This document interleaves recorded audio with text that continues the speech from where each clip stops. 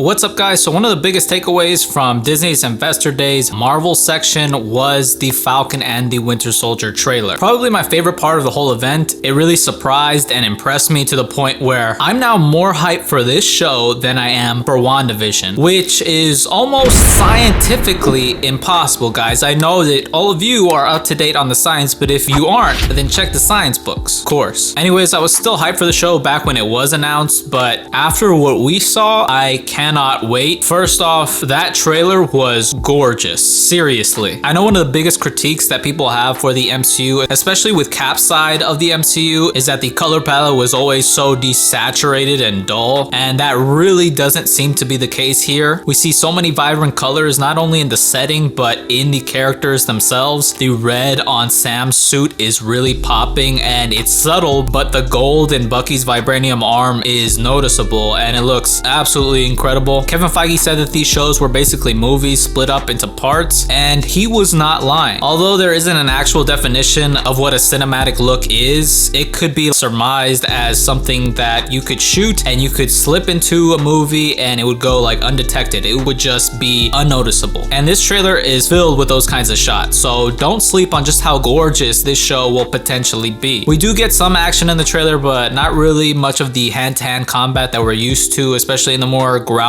side of the MCU. But I'm not really worried about the action since the stunt team that's working on this show is seriously A1. The fight choreographer worked not only on Daredevil, but BVS. Yes, I'm talking about that beautiful, glorious warehouse scene. And not just that, this might be a little bit more low-key, but the show Banshee, which I'll admit I have not seen yet, but I have seen some of the fight scenes for that show because people said that they were insane, and I can confirm that they are insane. They're like crazy brutal. So I think it's safe to say we'll be well taken care of in that department. Apart from the more superficial elements of the trailer and going more into the speculations, it looks like Zemo won't be the main villain anymore, and he has no more control over Bucky, it seems, and will actually be working with Sam and Bucky. It looks like all that Wakandan healing really did help, since Bucky doesn't look to be susceptible to Zemo's mind control anymore. That would be a very interesting dynamic to see on screen. I bet Bucky is going to be very pissed. Everyone's been talking about it and speculate on it, but more than likely Zemo will be brought back for a potential Thunderbolts team and maybe even a show. Basically, the Thunderbolts in the comics was a team of villains posing as superheroes, or at least the version of the team that Zemo was the leader of. Abomination is set to come back. Ghost is running around somewhere in the MCU, and who knows, maybe it's time for Thunderbolt Ross to actually go full Red Hulk. Who knows? There's probably a lot of other people in the MCU that they could bring back for a team like that, and it could be a very interesting Disney Plus show. Who knows with all that, guys, realistically, but that would be a seriously badass show. One of the biggest takeaways from the trailer, to me at least, was the location. The city Sam and Bucky are in is gorgeous, right? But I'm willing to bet my soul, which admittedly might not be worth that much, but, and here's the but, this is 100%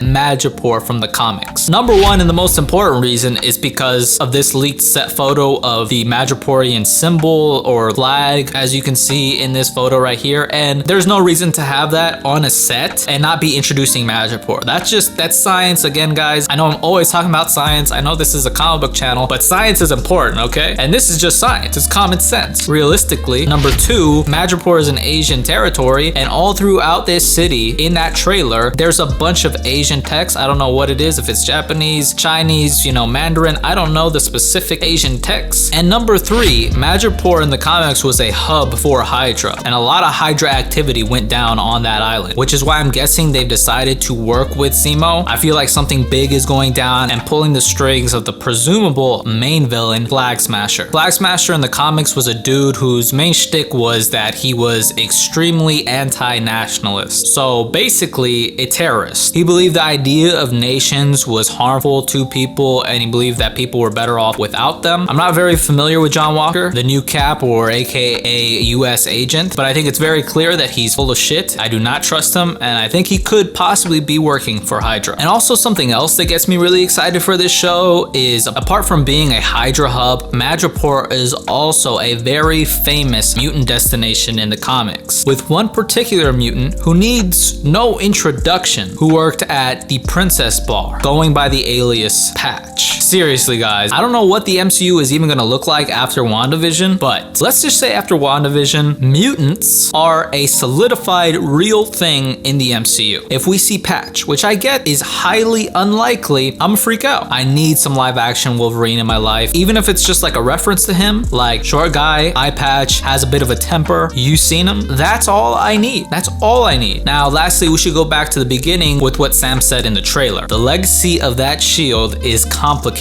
Now, it's been rumored for a while that Carl Lumbly's character in this show is actually that of Isaiah Bradley, which was the main character from the comic Truth, Red, White, and Black. He was a black soldier who enlisted after Pearl Harbor and was given an experimental version of the super soldier serum that Cap got to help fight in World War II. But because he took an old Cap suit to fight in, he was sentenced to 17 years solitary confinement, which of course is a bunch of dog shit. And although his story was kind of swept under the rug, he became kind of a legend in the black community. So I'm assuming the reason why Sam isn't automatically Cap is because the government is pulling some of the same type of bullshit. Now, I'm not the biggest fan of passing down the mantle characters, I guess like legacy characters in the comics and like even in shows. For example, as much as I mess with Miles Morales, as much as I mess with X-23, Peter Parker is always going to be my Spider-Man, who I think of when I think of Spider-Man. And